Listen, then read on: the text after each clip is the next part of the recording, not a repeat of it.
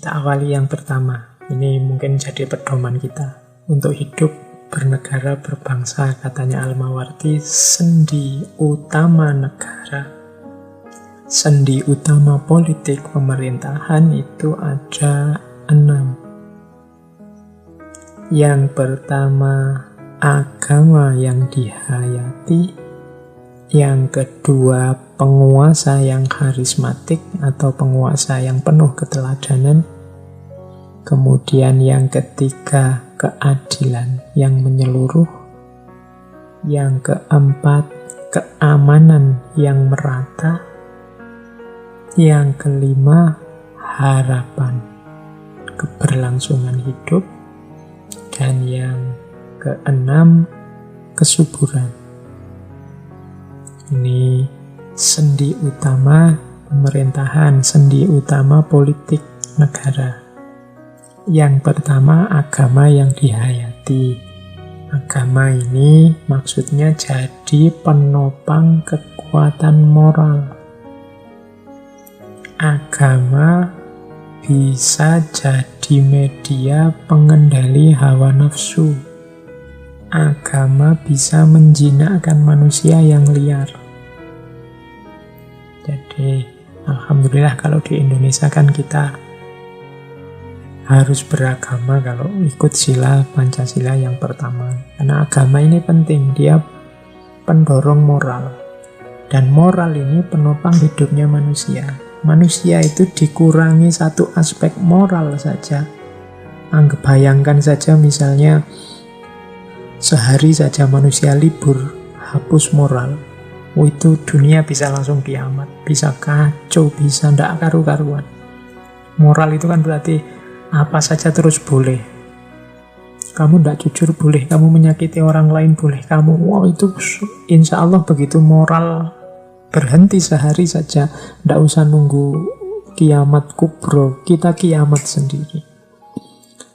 Jadi moral kekuatan pengendali yang luar biasa, dan kekuatan moral akan tampak lewat agama. Jadi pemerintah harus memperhatikan ini, agama yang dihayati. Kemudian pasti yang kedua yang kita bahas malam hari ini, pemimpinnya, penguasanya.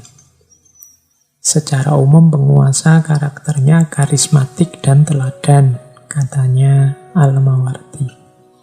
Jadi karismatik, dia punya wibawa, disegani, dan teladan. Teladan itu berarti yang dia lakukan adalah contoh bagi orang lain.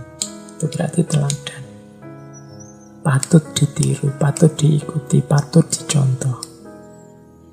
Kalau dalam penjelasannya Imam Mawardi, seorang pemimpin dituntut melakukan 4 hal dari sisi karisma dan keteladanan, yaitu mempersatukan aspirasi-aspirasi yang berbeda. Yang kedua, membina negara untuk mencapai tujuannya yang luhur.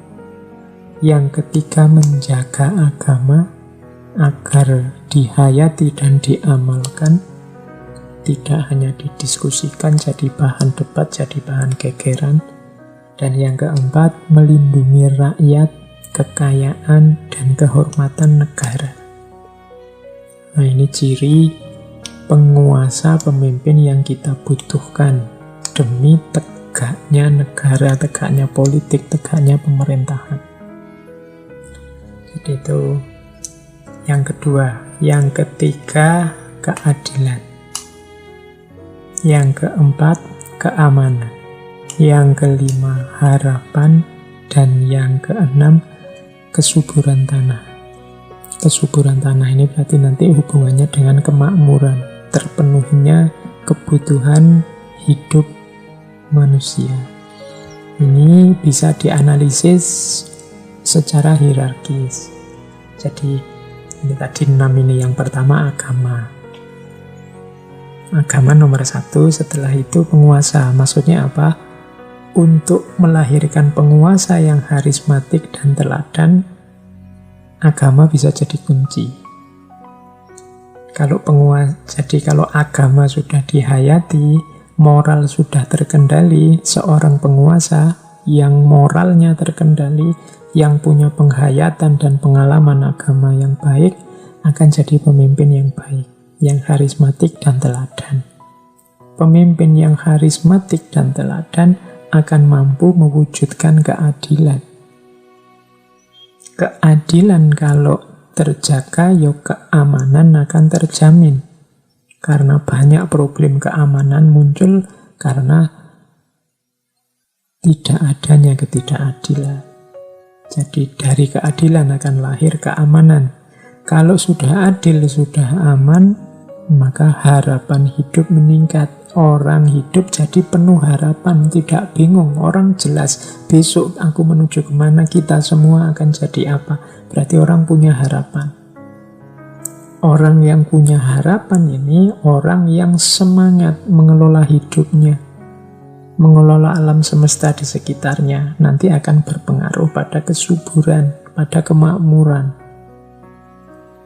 Jadi ini logika-logika dari Imam Al-Mawardi. Jadi dasarnya agama, kalau agama baik akan melahirkan penguasa yang baik, penguasa yang baik akan mewujudkan keadilan, kalau keadilan terwujud akan lahir keamanan, kalau keamanan terwujud orang hidup dengan penuh harapan, orang yang penuh harap akan bekerja sepenuh hati, penuh semangat, sehingga akan lahir kemakmuran. Nah, ini sendi utama pemerintahan versi Imam Al-Mawardi.